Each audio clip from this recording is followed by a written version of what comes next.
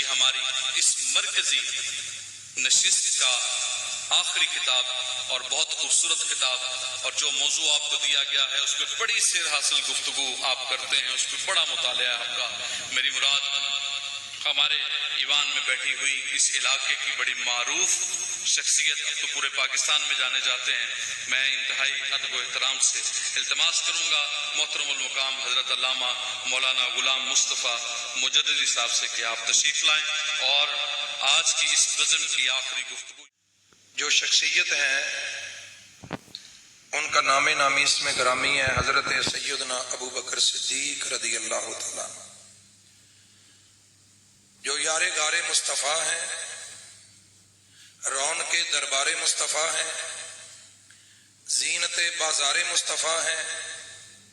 کلیم طور نبوت بھی ہیں اور یار غار رسالت بھی ہیں۔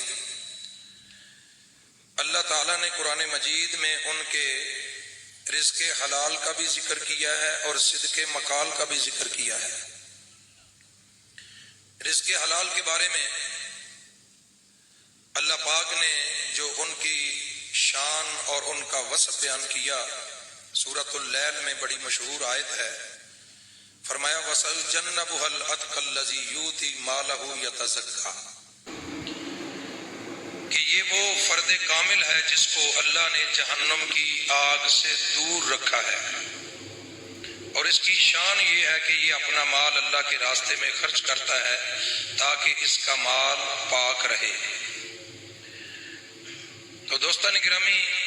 صدیق اکبر کے رزق حلال کا ذکر اللہ پاک نے قرآن مجید میں نازل فرمایا ہے، اور صدق مقال کی کیا بات ہے، کتنی مشہور آیت ہے جس میں اللہ پاک نے اپنے محبوب کے صدق کا ذکر کیا اور ساتھ ہی محبوب کے یار غار کے صدق کا ذکر کیا۔ والذی جاء بالصدق وصدق بہ اولئک ھم المتقون، ایک وہ ہے جو سچ لے کر آیا اور ایک وہ ہے جس نے سچ کو سچ مانا اور جس نے اس سچ کی تصدیق کی، یہی تو لوگ ہیں جو اللہ سے ڈرتے ہیں۔ تو میں کسی اپنے مفسر کا، محدث کا، مفکر کا، مجتہد کا قول پیش نہیں کروں گا۔ شیعہ حضرات کا بہت بڑا مفسر ہے جس کو وہ علامہ طبرسی کہتے ہیں، اس نے بھی اپنی تفسیر میں لکھا ہے والذی جاء بالصدق رسول اللہ صلی اللہ علیہ وسلم وصدق بہ ابو بکر، جو سچ لے کر آئے وہ اللہ کے رسول ہیں اور جس نے سچ کو سچ مانا اس کا نام ابو بکر صدیق ہے۔ الفضل ما شاہدت بہ الاعداء، مدعی لاکھ پہ باری ہے گواہی تیری۔ تو دوستان گرامی، حضرت سیدنا صدیق اکبر رضی اللہ تعالی عنہ کے رزق حلال کا اور صدق مقال کا قرآن مجید نے ذکر کیا۔ اس سے بڑا حوالہ میں آپ کی خدمت میں کیا پیش کر سکتا ہوں۔ سیدنا صدیق اکبر رضی اللہ تعالیٰ عنہ ساری عمر محنت کرتے رہے، مشقت کرتے رہے۔ آپ نے بکریاں چرائیں، آپ نے کپڑے کی تجارت کی، دور دراز کے سفر طے کیے، کچھ سفر نبی کریم صلی اللہ علیہ وسلم کے ساتھ بھی آپ نے کیے جن سفروں میں آپ نے تجارت فرمائی، اور جب آپ مسند خلافت پر رونق افروز ہوئے، اللہ نے آپ کو خلافت بلا فصل کا شرف عطا فرمایا، تو حضرت صدیق اکبر اپنے کندھے پر کپڑے کا تھان رکھ کر بازار میں چلے گئے۔ صحابہ کرام نے عرض کیا کہ حضور اب تو خلافت کی بہت بڑی ذمہ داری آپ پر آ پڑی ہے، تو آپ یہ ذمہ داری اٹھائیں گے یا کاروبار کریں گے؟ تو آپ نے فرمایا کہ میں کاروبار بھی کرنا چاہتا ہوں اور خلافت کے معاملات بھی دیکھنا چاہتا ہوں۔ بعد میں صحابہ کرام نے مشاورت کی اور آپ کا سالانہ وظیفہ مقرر کر دیا،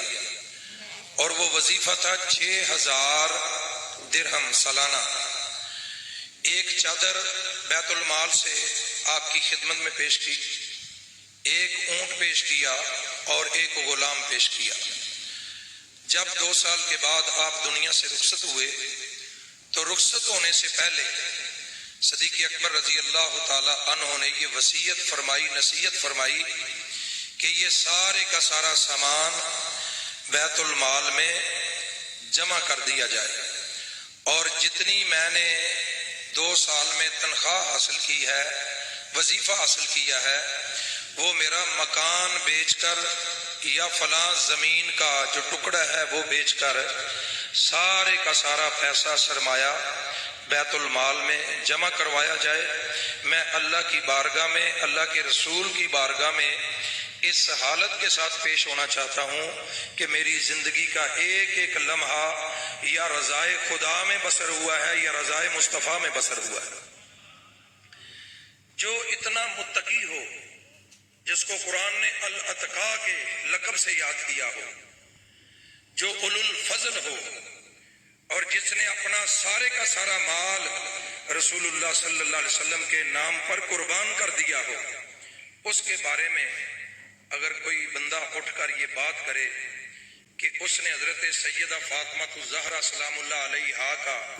حق کھا لیا تھا، اور اس کو سامنے رکھ کر عالم اسلام میں فرقہ واریت کے بڑے بڑے طوفان کھڑے کرے، تو اس کی سوچ پر، اس کی عقل پر، اس کے مطالعہ پر افسوس ہی کیا جا سکتا ہے۔ ایک